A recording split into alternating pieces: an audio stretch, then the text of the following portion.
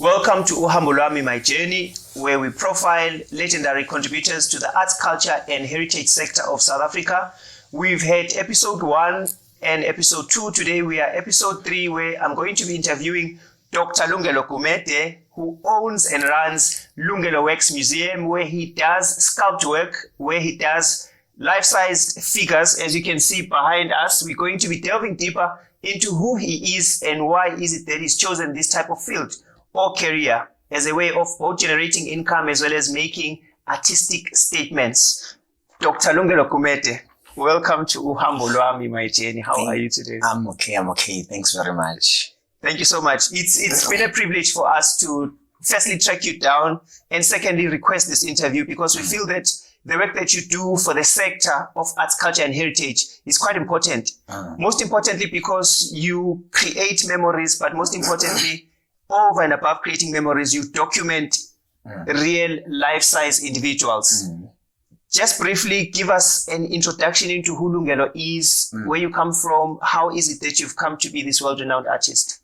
Well, Lungelo Gumede, he is an artist. He discovered his talent. Let me just talk on behalf of myself. I was discovered by the guy called Mandlakasa while I was in Claremont.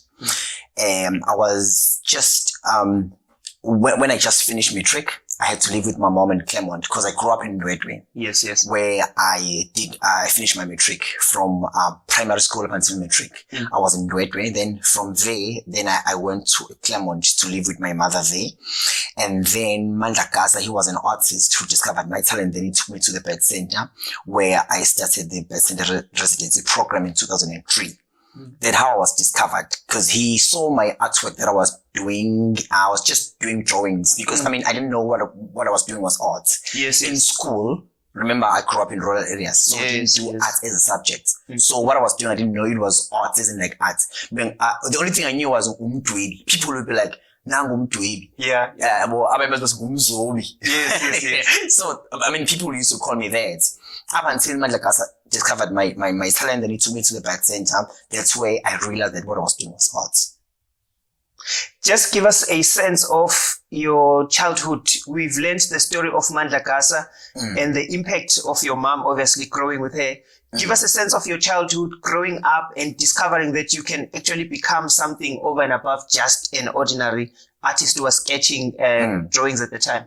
Well, growing up in Ndwedwe, rural areas, it was deep rural areas in Ndwedwe. We didn't even have electricity growing up, you know. So, at home, what we will do, we will, on the yard, we will just draw using, wood stick.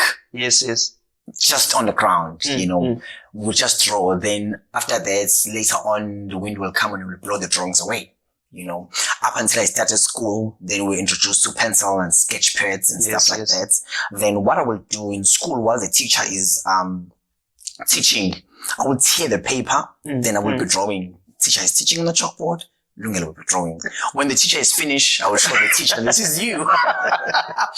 And then, even in school, from early grades, teachers will know that this guy can draw.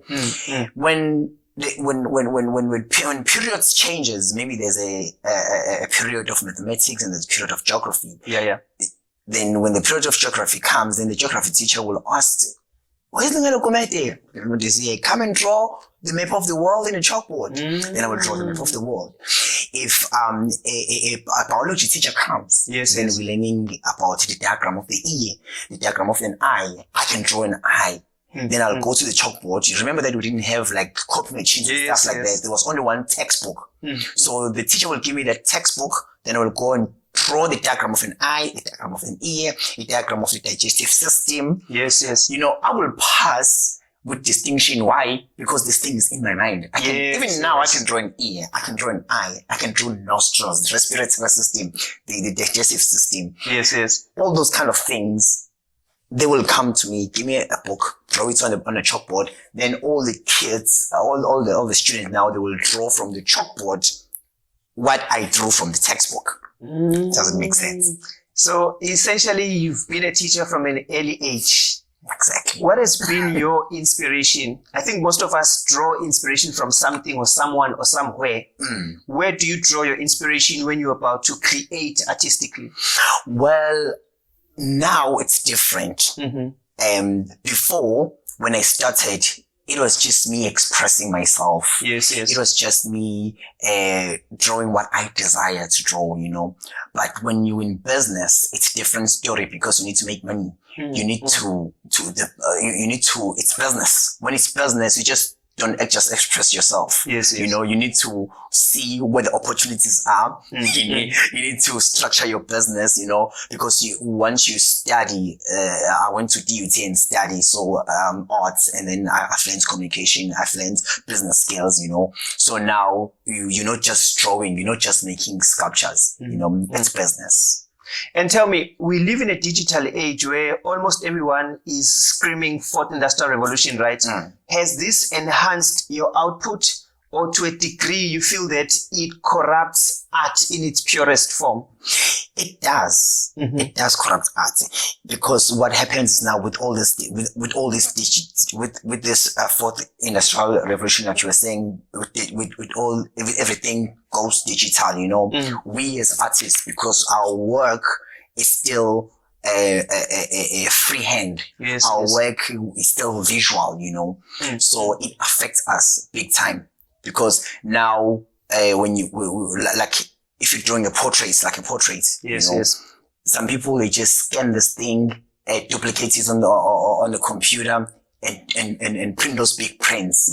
So you have to come and draw. You see, there's this competition. But we as artists, we still doing our own work. As you can see, this thing. You cannot digitalize it. Yes. It's pure, it's original, and you cannot digitalize it, as I said. On the other hand, we know now that most people normally, especially now during lockdown or the COVID restrictions, we know that most people use social media more than any other platform or avenue. Do you feel that being known on social media has allowed more audiences to consume your work more easily, or has social media to a degree limited the access that you may have to other audiences? Well, it's a bit of both. It's a bit of both, because yes, it's easy now with social media. It's easily reach out. The artwork easily get reach out there to the audiences. Yes. And then also, once people receive the artwork through social media, so they don't see the need to actually come and see the actual artwork because they've already seen it. You understand? Yes. That is why right now, what I'm trying to do now, I'm trying to start a visual works museum, so where people can actually see the artwork visually. Instead of coming to see it in person in the museum, because like you can see, people don't go to the museums now. People don't go to the art galleries. People don't come to the gatherings. So there is ways to do it visually, Instead of me just posting my work out there for people to access it, I'm trying to start a visual museum whereby if people want to access my work, they go to the website, they pay a certain fee to actually view my work. That's the kind of thing I'm trying to do. Makes a great deal of sense. And tell me, we know that you've done so much and you've traveled to many places. What to you has been your most memorable discovery about yourself? Something that you sat down and said, wow, I thought I knew Lungelo. I've lived with this body my entire life. But this shocked or surprised me pleasantly even. There are so many events. I don't know. The thing is that every time, because my work allows me to meet these great, powerful individuals. From King Zwelithini, from Unyaz Lwezulu, the king of Shembe Nazareth, to the president Ramaphosa, to President Zuma, all these great individuals. When I meet them, for me, to the followers and to the supporters of them, when they meet them, they take pictures, it's nice and everything. But when I meet them, it becomes more friendship than just meeting them, Even with the Shembe King, when I met him, people were like, oh, you are so blessed, you're going straight to heaven. I'm like, okay, really? They're like, yo, this man, you just met the king like this, you walking with the king like this, you understand? To them, it was something else. For me, it was business, I'll sit down and talk business, you know, and then he will call me. When he calls me, I will pick up the phone and I will see that, oh, the king is calling me, and I will go down on my knees like this. Yebo baba, yebo baba. Yes, yes. Because now this is Shembe King calling me. And I'm in the mall walking, and I will hold the phone, I will go down on my knees. You understand? At the end of the day, meeting these people is an eye-opener for me, and it opened doors for me. And like I said, every individual that I've met, it's a different experiment. It's a different experience. I mean, with the king, when I met the king, it was something else. Amabuto and everyone were like, this boy, he's just going straight to the king. And Ugangezo, he just called me and we sat down, and I had to do the measurement of the king when I was doing the statue of the king, the measurements, and I had to get his clothes. Yes. From the queen, Umandombi. Yes. He gave me his clothes, his original clothes, the boss suits, and his original shoes to put on the statue of the king. Can you imagine that privilege? Wow. You understand? It's, like I said, it's a different experience when you're meeting them individually. You know, I just met Ubaba Manje Obushuluzi. He's in good spirits. When I met Ubaba, he was so grateful when he see his work. Yes. And I said to him, Baba, it's just for his support, and stuff like that. You know what he said to me? He said,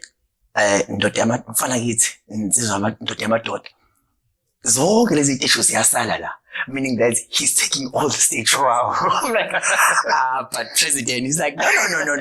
We're opening the museum right here in Gandla. You understand? For me, it was just to show the support and the gratitude and saying that I've done this, we are having a museum. And he said, we are actually building the museum right here in Gandla. Wow. You understand? We get like I said, I get different experience from meeting different, leaders when I'm presenting the statues. Yes. Whilst we're there, tell us about your most memorable achievements. Well, we know you've got quite many. Your most memorable. Well, yes. The most memorable one is the recent one, obviously, when I was honored with a doctorate. Yes, I was honored with a doctorate. So for me, I couldn't believe it at first when they approached me. I had to call them again and say, no, this is Lungelo Gumede, the artist. Yes. They said, yes, we understand. You are the artist and we've been following you, and the work that you have done, you deserve to be honored with the doctorate, you know. So right now, my title is Dr. Lungelo Gumede. That was the recent one last year in November. Yes. But the other one that is most memorable one is the one that I received from the Prince Mangosuthu Buthelezi. The Prince Mangosuthu Buthelezi Innovative Leadership Supreme Award. Plus an honorary award. I got 2 awards on the same night. That was during the KZN Business Leaders Awards. Yes. Young Achievers Awards, I mean. Oh, yes, I know. Yes, Young Achievers Awards. Yeah, I received those 2 awards. So that was that. I received it directly from Prince Mangosuthu Buthelezi. Yes. How has the title of Dr. Lungelo Gumede changed your life, or how you see yourself? Well, it has changed my life, because what happens now, people approaches me as a doctor. I mean, to some people, this doctor title, they misinterpret it or misunderstand it, because my brother, when I was giving that title, he said, oh, my brother, now we must open your surgery because now you're a doctor. I'm like, no, Putwang, no, not a surgical doctor. Yes. I mean, it's an honorary doctorate, you know. It's a different, there was a discussion. People saying that, which one is a doctor, the surgical doctor or the honorary doctor? And then if you see the recipients of the honorary doctorate, you mention them, Dr. Holislata Mandela, Dr. Rebecca Maloba, Dr. Kumalo, Dr. Lungelo Gumede. You understand? It's not something that you go to school for. You don't wake up in the morning and choose to be a doctor. You don't wake up in the morning and go and sit on a desk for 7 years and then you become a doctor. You understand? This honorary doctorate is something that you work for. It's something that you earn. You understand? For me, I didn't even understand it before. Why? I only got to understand it after I've received it. No, this thing is way important and it makes sense. You know, considering the work that I've done, they decided. I didn't ask for it. I didn't say, you don't apply for it, you know. So that's how important it is. Makes sense. How much power or influence do you feel that your specific genre has? Well, like I've explained before, it's very influential, especially when you do these leaders, because what happens is that when it changes people's mindsets when they see these statues. I mean, for me to meet those people, and then because when I meet them, it becomes something else. You know, you get connected with the royal family, yes. Not just the king only, the daughters, the sisters, the brothers, the princes, you know, you get connected with them. When they do anything, they call you. When there's a birthday, they say, okay, Lungelo, the birthday of the king is coming. The statue, understand? You get contact with them. Even with the president, you know, you get connected with about Zani. They're like, oh, you did my father. We are grateful, you know. Then their sister, you know. Yes. So that's one of the thing that happens. And then after that, their supporters, their followers as well. They kind of like make more for the work that you did for it's either the president, it's either the king, or it's either the prophets. You understand? Because those are the kind of people that I'm doing: the prophets, the kings, the icons, you know, the presidents, the A-list celebrities, as you can see. Yes. Exactly. Do you feel that technology to a degree changes the way we see and consume art? It does. It does, because it's with technology, people don't actually go to the museum in person because they can access it online. People, the only time when people will actually ask for this kind of thing is when maybe they're doing like memorable like tombstones, yes, or when they honor individuals, you know, or when they do graduations and stuff like that. Then they will ask for a bust, they will ask for a statue, they ask for a portrait. But on a daily basis, it's easy to just access all our work online, and people can view it, can see it, can appreciate it online. So yeah, yes. And tell me, if you were to look back at Lungelo, the young star who didn't know that Lungelo would be this eminent now, and maybe there's another Lungelo in the grooming or being groomed at home somewhere, how would you inspire or motivate that Lungelo? Well, I would say it's not easy at first. That's what I can say, because I mean, it was not easy for me in the beginning, you know. So you have some doubts when things don't go the way you want. You have some doubts if you don't make it at first. I mean, I didn't wake up in the morning and become like a doctor. I'm sorry to use this doctor title all the time. You don't wake up in the morning and become a doctor. Yes, you don't wake up in the morning and become the prominent artist, or a famous artist, should I say. You start slowly, steady, then you grow. With me, I didn't have anyone who was inspiring me to become an artist. For me, it was just a passion that was driving me. So what I would say to the young and upcoming artists out there is that if you follow your passion, if you follow your vision and have a goal and work towards your goal, automatically you will get there. But there are izinqinamba that along the way. Then like things like a space to work, things like material, you know, because you'll have an idea. You will have a good concept, only to find out that you don't have enough material to execute that concept, only to find out you don't have a space to work. Some artists work at home. Some art centers some artists don't have access to art centers, you know, all those kind of things. Those are the challenges that most artists face. I would say just follow your passion.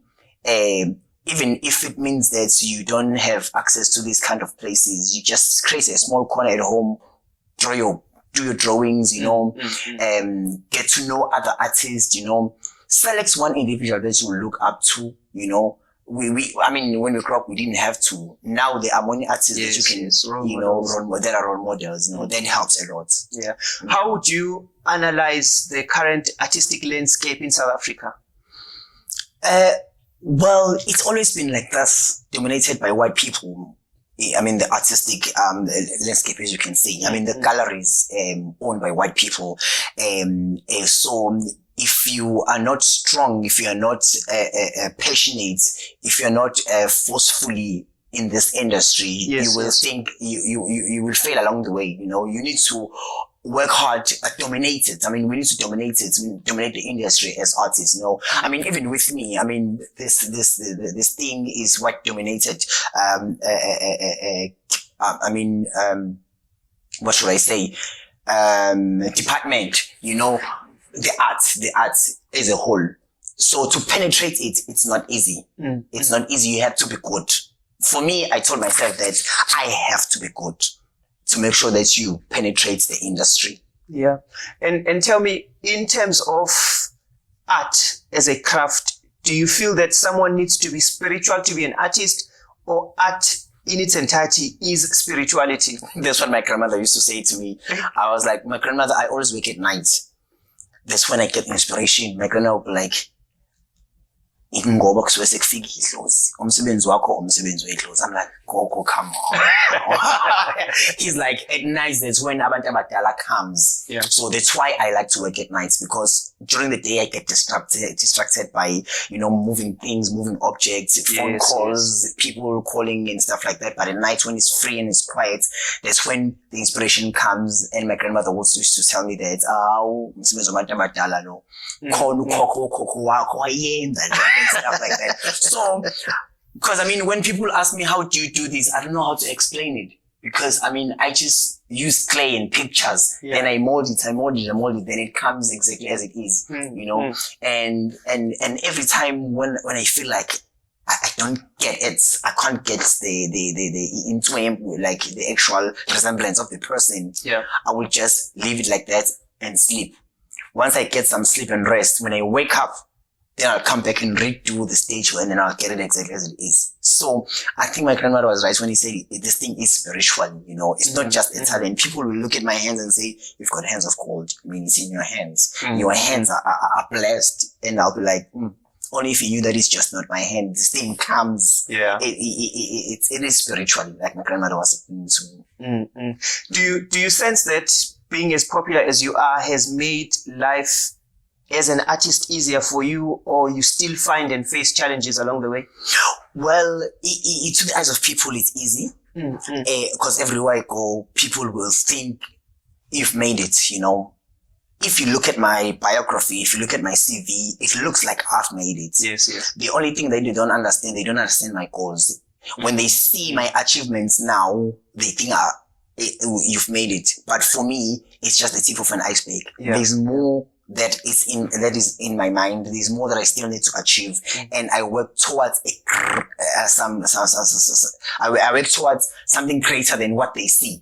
You understand? So for me, it's not like I've made it. For me, there's still more work to be done. There's still more stitches that I need to do. I still have to start the Works Museum. With the pandemic like this, you know, I mean, everything is ceased and we can't continue. With me, there's more ideas that I have. There's still more work to be done. And then there are so many challenges that we face as well. Like, when you do the work, then you need to deliver the work. Then you have to convince people, that, I mean, this is you. I mean, this is how much you need to pay for you, you know, and understand that, you know. So the business side of it, sometimes it's a bit difficult. It's not easy. Yes. What do you feel still needs to be done, as you rightfully stated, that the landscape of art is not balanced? What do you feel needs to be done to make sure that more people access art, but more people also are allowed the space to create art as well? I think they need to instill this thing in school. They need to start it there, put art there in school. I mean, we grew up not knowing what we were doing was art. And I still think there's a need for the arts to be introduced in schools, so that when kids finish schools, when they go to tertiary institutions, they have at least an idea of art. They have at least a basic knowledge of art, you know. And in schools, they only take a biology teacher and say, just go there and teach art, you understand? Now the maths teacher is teaching art now, you understand? They don't take it seriously. I think it's time to actually employ artists to go and teach art, not to use teachers to teach us. Because I mean, they use teachers go to the training to become teachers, and then they teach arts in school, you know, because for them it's just a subject. But if they can take artists, visual artists, take them to schools, teach arts to kids, then the kids, when they finish schools, they will know exactly what to do with the talent they have, and then with the skill that they receive from the actual artists rather than from the teachers. What's the one thing, as we wrap up our interview, what's the one thing that you feel that the public often misinterprets about you, which as Dr. Lungelo Gumede, when you sit down, you know that this is the sum total of who Dr. Lungelo Gumede is? That's a tricky one. Well, it's the fact that I'm an artist at the end of the day, and it just crossed my mind now, is the fact that people always politicize my work. There are statues of individuals that I cannot do that I want to do, but because of the views of the public, because people always politicize my work, you understand? So when they politicize my work, they give me a hard time in executing what I want, because, I mean, according to me, there are more statues that are supposed to be here that are not here just because of the face of the public, because every time when I do a statue, it has to go out there to the public. You understand? Yes. So the minute people or the public politicize my work, then it becomes a problem. You understand? Then it gives me like that it doesn't allow me to actually express myself fully about what I want to do. Yeah. As second to my last question, is art political? Like I said, it's people who politicize the work of art. I mean, as an artist, like I said, like as you can see, I wanna do everyone. I wanna balance everything, you know, with the current affairs, with what is happening in the country. I wanna, you know, dealing with the current affairs, you know, whatever is happening in the country, whatever is happening in the world, you know, all the prominent people, the icons of the world, you know, in the fields of sports, in the fields of religion, in the fields of business, in the field of politics, you know, just do everyone who is prominent, who's doing something great, you understand, without being criticized. Makes a great deal of sense. As we wrap up, who do you look up to and why do you look up to that individual or that place that you look up to? Well, as in like there's a guy called Uhambo Lwami. Uhambo Lwami is the guy that I was looking up to when I started doing art. He's one of the greatest artists. And when I started, I used to go to his exhibition. I used to go to his, I mean, he was an icon for us as artists growing up, you know. His work is amazing. Even today, although I'm in this level where I am today, but he still is my inspiration. Great stuff. Thank you so much for the opportunity. Audiences at home and wherever you may be in the world, I was in conversation with Dr. Lungelo Gumede, a world-renowned sculptor and artist. As you have heard how he sees art, where he was inspired to start art and be as great as he is, but most importantly, who Lungelo sees himself as. I hope you enjoy episode 3 of Uhambo Lwami, My Journey. Thank you so much. Thank you.